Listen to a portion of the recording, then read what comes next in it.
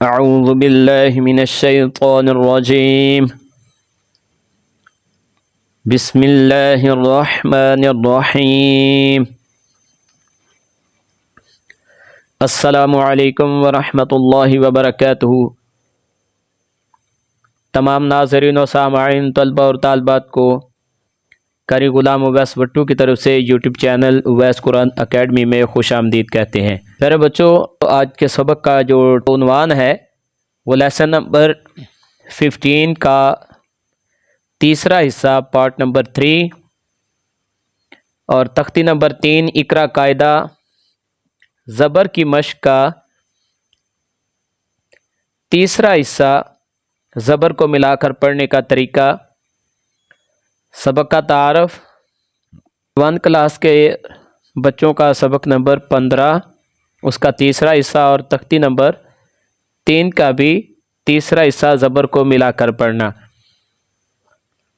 بچوں، سبق سے آپ کو کیا فائدہ ہوگا کہ حرکات کا فرق، ملتی جلتی آواز کا فرق، حمزہ کی اقسام، الف اور حمزہ کا فرق جان سکیں گے۔ یہ تو تھا اس کا بنیادی تعارف۔ تو اس سبق سے پہلے امید کرتا ہوں کہ آپ نے اس سے پہلا سبق جو ہے اس کو یاد کیا ہوگا۔ اگر نہیں کیا تو آپ اس کو ضرور یاد کریں۔ تو آج ہم 2 لائنیں اور 8 الفاظ کو پڑھنا سیکھیں گے۔ اپنے سبق کے تعارف کی طرف چلتے ہیں۔ حرکات کی جو اقسام ہیں، سب سے پہلے اگر کوئی پوچھے کہ حرکات کی اقسام کیا ہے یا حرکات کسے کہتے ہیں یا حرکت کی جمع کیا ہے، تو ان تینوں سوالوں کا ایک ہی جواب آئے گا کہ زبر، زیر اور پیش کو حرکات کہتے ہیں۔ حرکات کسے کہتے ہیں؟ اگر کوئی کہے کہ حرکات کی اقسام کتنی ہیں تو آپ ان کو بتائیں جی حرکات کی 3 اقسام ہیں۔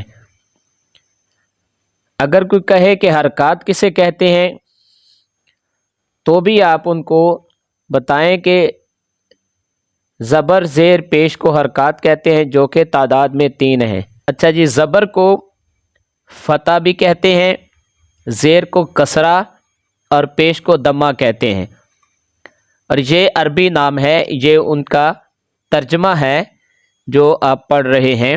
فتح کو زبر کہتے ہیں، کسرہ کو زیر کہتے ہیں اور دمہ کو پیش کہتے ہیں۔ یہ ان کا ترجمہ ہے۔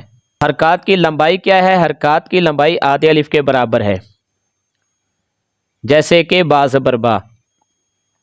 اور ان تینوں حرکات کی جو آوازیں ہیں وہ کیا ہیں؟ اس کے بعد میں آپ کو زبر اور زیر کا فرق بھی بتاتا ہوں۔ آواز کا فرق سیکھنے سے پہلے آپ زبر اور زیر کے فرق کو بھی جان لیں۔ یہ حرکت ایک ہی طرح کی ہے، زبر اور زیر کی جو حرکت ہے ایک جیسی ہے۔ اگر حرف کے اوپر ہو تو اس کو زبر کہتے ہیں، اگر حرف کے نیچے ہو تو اس کو زیر کہتے ہیں۔ شکل دونوں کی ایک ہے، بس حرف کے اوپر اور حرف کے نیچے دیکھنا ہے۔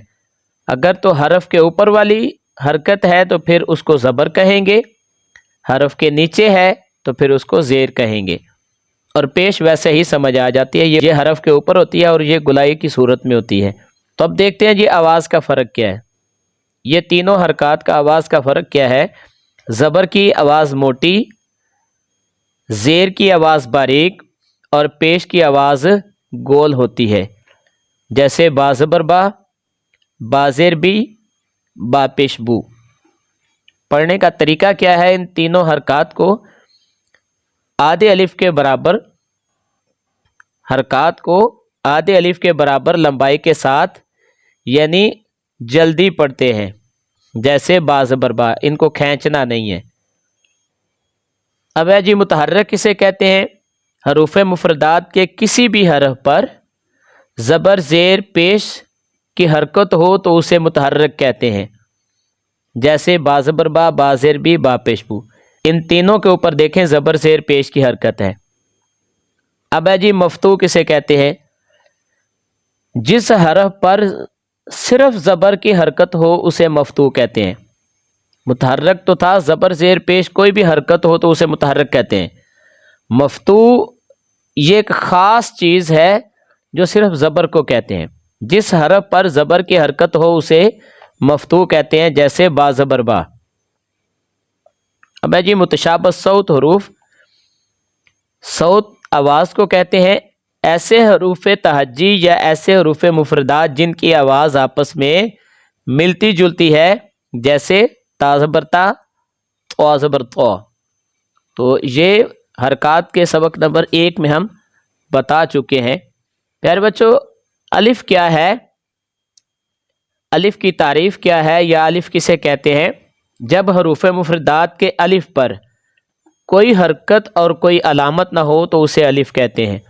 जैसा कि ये देखिए, अलिफ के ऊपर कुछ भी नहीं है तो ये अलिफ है। हमज़ा की अक़साम क्या है? हमज़ा की 2 अक़साम है।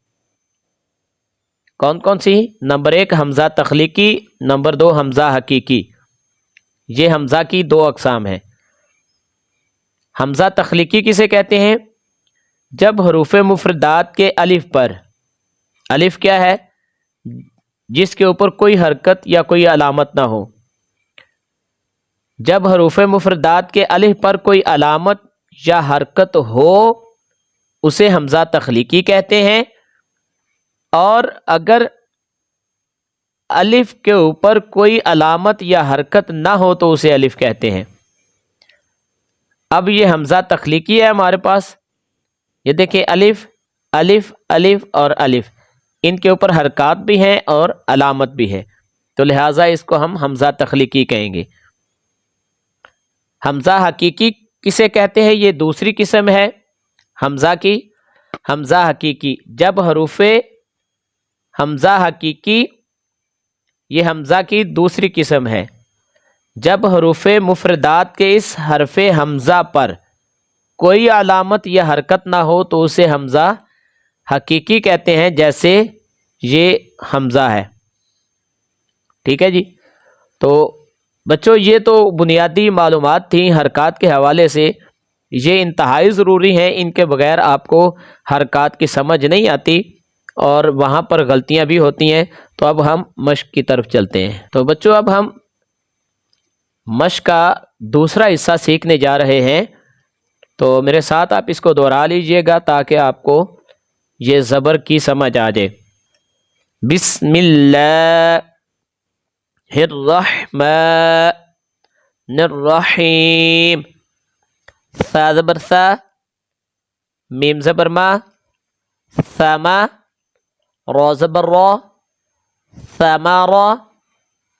हमज़ा ज़बर आ, मीम ज़बर मा, आमा, रा ज़बर रा, आमारा। ज़ा ज़बर ज़ा, लाम ज़बर ला, ज़ाला, मीम ज़बर मा, ज़ालामा। हमज़ा ज़बर आ, खा ज़बर खा, आखा, ज़ाल ज़बर ज़ा, आखाज़ा। खा ज़बर खा, रा ज़बर रा, खारा। जीम ज़बर जा, खाराजा। मीम ज़बर मा, रा ज़बर रा, मारा। जीम ज़बर जा, माराजा। वाव ज़बर वा, लाम ज़बर ला, वाला। दाल ज़बर दा, वालादा।